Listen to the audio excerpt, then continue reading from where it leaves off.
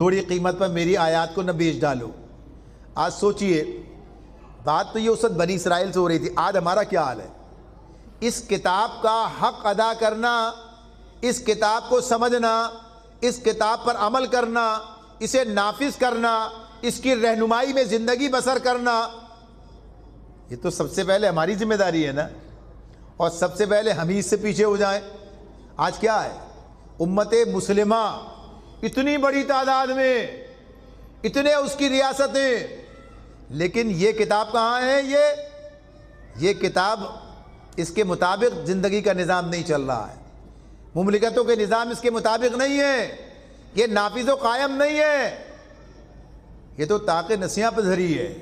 یہ کیا کیفیت ہے؟ یہی پیغام ہے، یہی بات ہے، اس کے لیے ہم یہاں جمع ہیں۔ یہ تحریک اسلامی پاکستان یہی دعوت لے کے اٹھی ہے کہ اللہ کی اس کتاب کو، اللہ کی اس ہدایت کو سب سے پہلے ہمیں اختیار کرنا ہے، یہ بندگی ہمیں کرنی ہے، اس کو دنیا میں قائم و نافذ کرنے کی جدوجہد کرنی ہے، نہ کہ ہم ہی سے پیچھے ہٹ جائیں تو دنیا کے سامنے کیا پیش کریں گے؟ ہمیں تو اسے دنیا کے سامنے پیش کرنا تھا۔ تو اللہ تو بنی اسرائیل سے کہہ رہے ہیں کل تمہارے پاس کتاب تھی، تمہیں پہلے اس کو ماننا تھا۔ یہ تو صورتحال کچھ اور بن گئی کہ ہم تو اس کتاب پر ایمان رکھتے ہیں اور ہم اس سے غافل ہیں اور اس کو اپنا امام نہیں بناتے، اس کو اپنا قانون نہیں بناتے، اس کے مطابق زندگی بسر کرنے کے لیے تیار نہیں ہے۔ تو یہی کام کرنا ہے، واپس آنا ہے۔ تو اللہ تعالیٰ فرما رہے ہیں کہ تھوڑی قیمت پر، یعنی یہ مفاد دنیا تھوڑی قیمت ہے۔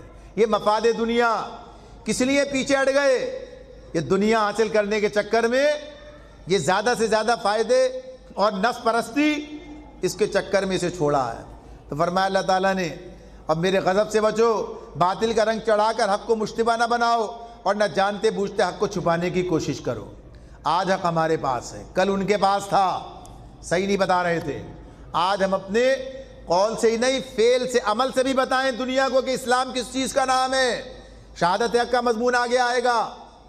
آج دنیا ہماری زندگیوں میں اسلام کو نہیں دیکھ رہی ہے، اسے پتہ نہیں چل رہا اسلام کیا ہے، گویا اس کے اوپر پردے پڑ گئے ہیں، یہی کیفیت۔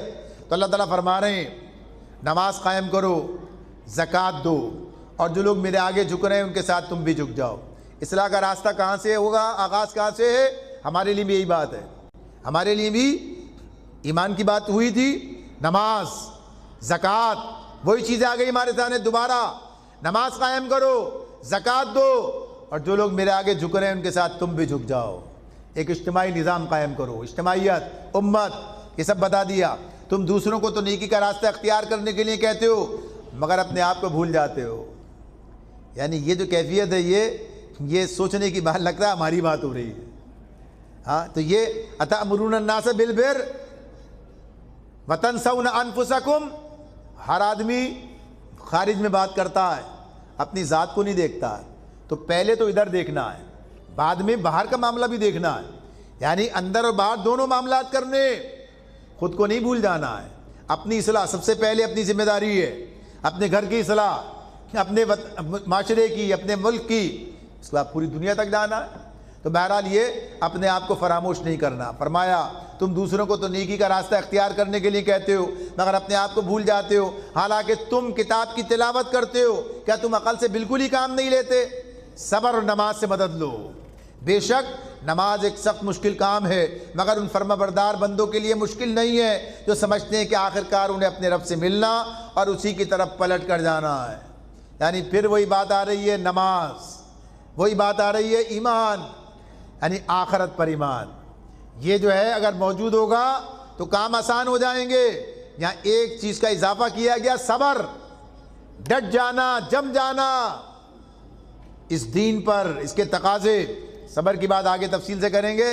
تو بہر اللہ تعالیٰ فرماتے ہیں یہی راستہ ہے۔ تو ان سے کہا اور آج ہمارے لیے بات ہے۔ پھر کہا اے بنی اسرائیل یاد کرو میری اس نعمت کو جس سے میں نے تمہیں نوازا تھا، اور اس بات کو کہ میں نے تمہیں دنیا کی ساری قوموں پر فضیلت عطا کی تھی۔ یہ فضیلت انہیں ملی تھی، انی فضلتکم علی العالمین، علی العالمین، نعمتی وذکروا نعمتی التی انعمت علیکم، یہ سب نعمت، دین کی نعمت۔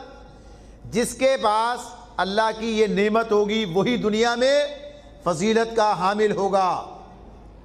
یہ اس کی بنیاد ہے۔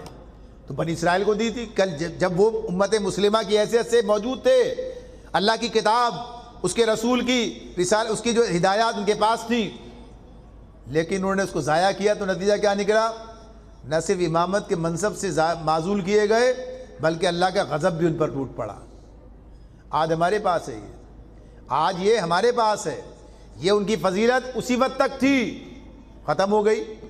آج ہمارے پاس ہے، اللہ تعالیٰ کہتے ہیں کنتم خیر امہ، آج تم بہترین امت تم ہو، آج تم امت وسط ہو۔ یہ کس بنیاد پر؟ اس کتاب کی بنیاد پر، اس دین کی بنیاد پر۔ یہ دین ہی ہے جو ہمیں آگے بڑھاتا ہے، دنیا میں ممتاز مقام دلاتا ہے، دنیا کی امامت کے منصب پہ فائز کرتا ہے۔ اللہ کے رسول صلی اللہ علیہ وسلم نے فرمایا تھا ان اللہ یرفع بہذا الکتاب اقواما ویضع بہ آخرین، بے شک یہی کتاب، اللہ کی کتاب جو ہے یہ قوموں کو بلند کرتی ہے، اور اس کا چھوڑ دینا جو ہے پھر سے تو وہی قوموں کو ہلاک کر دے، یعنی اسے پیچھے کر دیتا ہے۔ یہ بڑھانے والی بلندی زوال بھی اسے چھوڑنے کی بنیاد پر اور اسے اختیار کرنے کی بنیاد پر درجہ کمال پہ پہنچیں گے۔ تو وہ تھے، یعنی اللہ نے نبی صلی اللہ علیہ وسلم اور صحابہ کو، اور پھر اس کے بعد صدیوں اہل ایمان جس مقام پر رہے، دنیا کی امامت ان کے پاس رہی، اور آج جو زوال ہے اس کی بنیاد کیا ہے؟ وہ زمانے میں معزز تھے مسلمان ہو کے، اور تم ہوئے خوار تاریک قرآن ہو کے۔ واپس آئیے قرآن کی طرف، یہی راستہ ہے جو ہمیں دنیا میں پھر سے سربلند کرے گا اور آخرت میں کامیاب کر دے گا۔ فرمایا اللہ نے بنی اسرائیل سے بات ہو رہی ہے، اور ڈرو اس دن سے جب کوئی کسی کے ذرا کام نہ آئے گا، وہی آخرت کا عقیدہ ٹھیک کر لو۔ یہ عقیدہ آخرت کا بگاڑ، یا انکار ہو یا بگاڑ، دونوں انسان کو غلط راستے پہ لے جاتے ہیں۔ تو فرمایا ڈرو اس دن سے جب کوئی کسی کے ذرا کام نہ آئے گا، نہ کسی کی طرف سے سفارش قبول ہوگی، نہ کسی کو فدیہ لے کے چھوڑا جائے گا، اور نہ مجرموں کو کہیں سے مدد مل سکے گی۔ پھر سوچئے آج مسلمان کہاں کھڑے ہیں؟ پتہ نہیں کون کون سے آسرے ہیں، پتہ نہیں کون کون سے، گویا کہیے کہ انہوں نے امیدیں باندھ رکھی ہیں۔ اللہ صاف صاف کہہ رہے ہیں بنی اسرائیل سے، اور گویا ہم سے کہہ رہے ہیں، پورے حشر کی بات ہو رہی ہے نا، یہ اس دن کیا ہوگا؟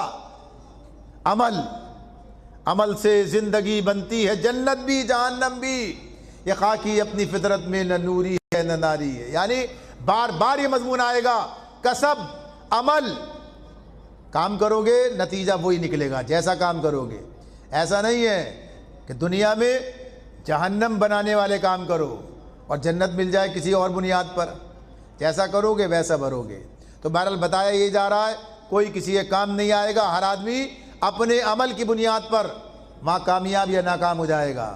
فرمایا اللہ تعالیٰ نے یاد کرو بات، بنی اسرائیل سے بات ہو رہی ہے، ان کو احسانات اللہ اپنے یاد دلا رہا ہے، کیا کیا ہم نے کیا اور کیا کیا تم نے کیا۔ یاد کرو وہ وقت جب ہم نے تم کو فرعونیوں کی غلامی سے نجات بخشی، انہوں نے تمہیں سخت عذاب میں مبتلا کر رکھا تھا۔ یہ تفصیل آئے گی سامنے ہمارے، فرعون کے ساتھ کیا کیا معاملات تھے، کیا کیا حالات تھے۔ فرمایا وہ تمہارے لڑکوں کو ذبح کرتے تھے اور تمہاری لڑکیوں کو زندہ رہنے دیتے تھے، اس حالت میں تمہارے رب کی طرف سے تمہاری بڑی آزمائش تھی۔ یاد کرو وہ وقت جب ہم نے سمندر پھاڑ کر تمہارے لیے راستہ بنایا، پھر اس میں سے تمہیں بخیریت گزروا دیا، پھر وہیں تمہارے سامنے، تمہاری آنکھوں کے سامنے فرعونیوں کو غرقاب کیا۔ بڑی تفصیل ہے آگے، سارا واقعات آئیں گے۔ یہ کیا اللہ نے، اختصار سے بات ہو رہی ہے یہاں پر، فرعون کو غرق کیا تمہارے سامنے، تم نے نہیں کیا، اللہ نے کیا، یہ احسان کیا تمہارے اوپر۔ فرمایا یاد کرو جب ہم نے 40 شبانہ روز کی قرارداد پر موسیٰ علیہ السلام کو بلایا تو اس کے پیچھے تم بچڑے کو اپنا معبود بنا بیٹھے، اس وقت تم نے بڑی زیادتی کی تھی، مگر اس پر بھی ہم نے تمہیں معاف کر دیا، شاید کہ اب تم شکر گزار بنو۔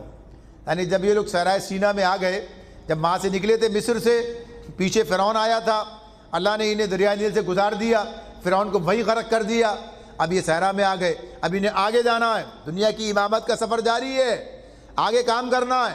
تو اسی موقع پر اللہ تعالیٰ نے موسیٰ علیہ السلام کو بلایا، 40 شب و روز کے لیے کوہ سینا پر طلب کیا، کوہ طور پر طلب کیا، اور کوہ طور پر طلب کیا، اور پھر وہاں اس قوم کے لیے جب آزاد ہو گئی تھی شریعت اور وہ قوانین دیے گئے، عملی زندگی کی ہدایات، وہ تورات جو ہے وہ ان کو دی گئی وہاں پر۔ اب یہ وہاں پر موسیٰ علیہ السلام کو اللہ نے وہاں بلا لیا، پیچھے انہوں نے کیا حرکت کی؟